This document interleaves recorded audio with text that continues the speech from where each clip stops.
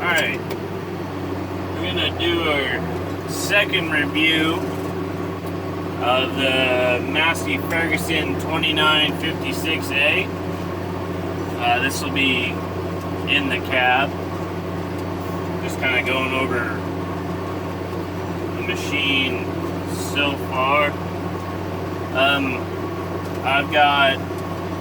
in some pretty, not real heavy wheat, but we did rake it together, had it raked together. So I've got some decent windrows. The next circle's going to be a lot better, but it's good enough.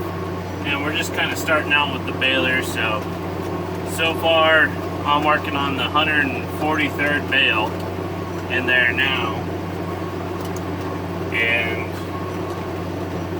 it's doing pretty good. Honestly, it's doing really good. A lot better than I thought it was going to be.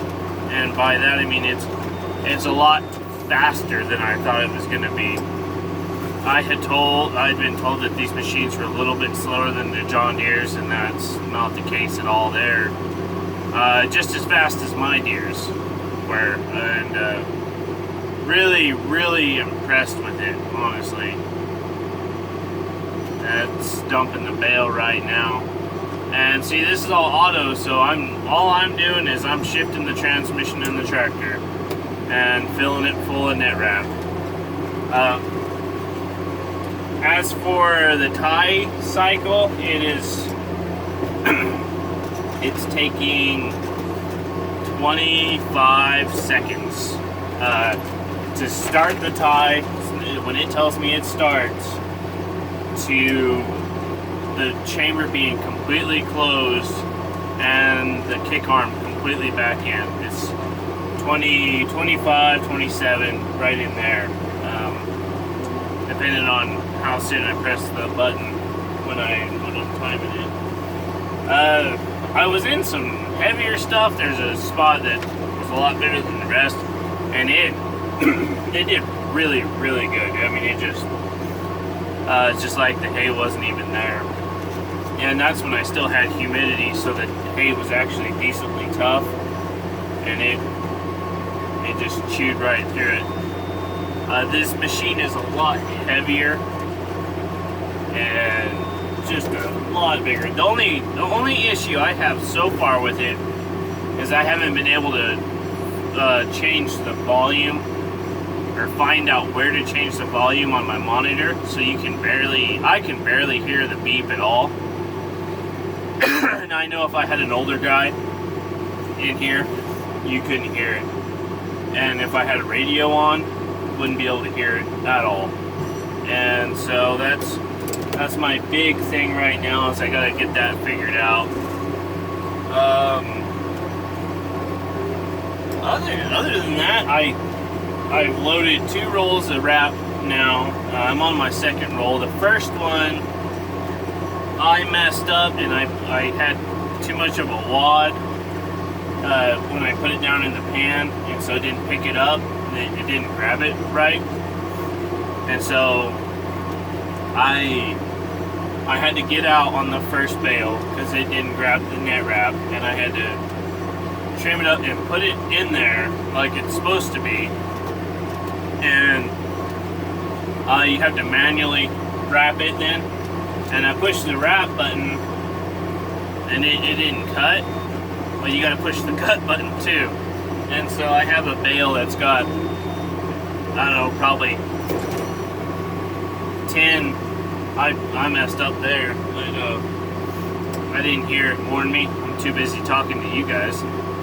And so I almost completely missed the tie cycle. I got a 69-inch bale instead of a 65-inch bale. So, but I had like 10 wraps on it, and I was pushing the button, but you gotta kind of hold the button for it to cut it. So that was my one bugaboo. I'm running 64-inch. This thing will run 67. That's what the original roll was in it. but I am not gonna run 67-inch ever again, because that's what I had in my 2 John Deere balers, and that was all coverage edge. And the only thing that happens with coverage edge is if something catches and you tear off one of those edges, it goes straight up in your rollers, and it just catches on the edge of your rollers, and dirt builds up in there, and it'll burn out your bearings just like that, especially if you're running a full day. So you'll toast your baler is what'll happen real quick. And so since this baler is brand new, and I plan on keeping this baler for some time. I don't think I'm gonna trade it every 2 years. I think I'm gonna just, if the machine runs good, I'm gonna just do a payout on the machine and go that way. But I didn't want to have that issue. And the bales look just fine the way they are. I mean, they look really good. And so I'm just not even gonna worry about that. It's a little bit tougher to get used to than the John Deere monitor, because the John Deere monitor only has so many buttons and they're right there in front of you. This monitor, you know, it's a standard AGCO monitor. You can go through pages and do certain things, and especially in the manual mode, but I'm getting used to it pretty quick. You know, the one thing I do like about these is they'll save job sheets for you, like, you know, I did this job and did so much, and that's great if you're a custom guy, because you know, you can lose papers out of the deal or forget to write it down or whatever, and you know, lose papers out of your truck or your tractor or wherever. But this saves, you can save it all in here under certain jobs. And you know, if you're just doing the back 40, then whatever, that's you're not going to be worried about it. But for where we're doing custom hay and we're just going from one job to the next as quick as we can, then that's actually extremely handy. But you know, I'm at 147 now. I've only got so many bales on this machine. I'm sure after, you know, a couple hundred, couple thousand, it's really, you know, I may change my mind, or I may like it even more. So far, for being a machine where somebody else could come and run it for me, I think it's a great thing. They may have to get used to the monitor a little bit, but you know, for the net wrap reasons. But other than that, it's quick. It's a quick machine. I like it, and that's what we need. We need a quick, fast machine that's gonna work. We'll drop another bale. You know, the thing about this compared to the 2 John Deeres I have is my payments are the same. This one's probably actually going to be just a little bit less due to hopefully fewer repairs. I mean, if we don't really have any repairs for the first couple years, then this thing will be way less, hands down. And it'll be a lot more productive. If somebody can get in this thing and they're as quick as we are with the Deere balers, and it's reliable, even if this thing is a little bit slower, if it's more reliable, we will get way more hay put up, hands down. I mean, that's because when one of those balers breaks, it's half a day or 2 days or 3 days if you don't have the parts, or you know, if you're away from a shop and you have to fix something in the shop, it's you're just losing time, and that's something you cannot afford to do. And sure, if it takes a little bit longer to tie a bale, but you can stay in the field for days, I mean, hell, you can't beat that. I know a lot of people are skeptical because it is Massey Ferguson, but Heston built fantastic balers. I mean, they all have some issues. What's Will doing? Will's getting ahead of himself. Will's getting way ahead of himself. Alright. Whoops. My gate hadn't even closed. See, I went from reaching over here to try to dump the bale this morning, which is great because the only lever over here lifts up the header, and it's not the one I ever put on my chute gate or my back bale gate, so I didn't have that problem. So now I'm sitting here just trying to get it in gear and go and get more hay on the ground because there's a storm coming. The other thing I really want to touch on this, that I absolutely love this about this machine. It's fantastic about this machine so far. I haven't had a bale blow up, but the kicker.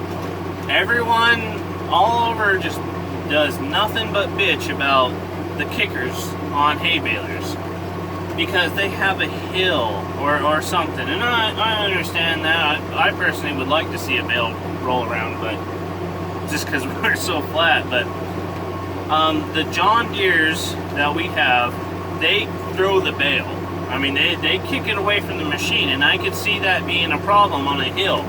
I have baled in some drainage there was a circle that had a really bad drainage in it, and I didn't have a problem with the bales rolling at all, and they were wheat straw bales away from the machine. So I don't see how it could be that big of an issue, but apparently it is. This machine does not do that. What this machine does is, and I'll get ready to talk you through it because I'm here to drop the bale. So it's tying now. What will happen is this machine will open up the back gate, and the kicker is not attached to the back gate.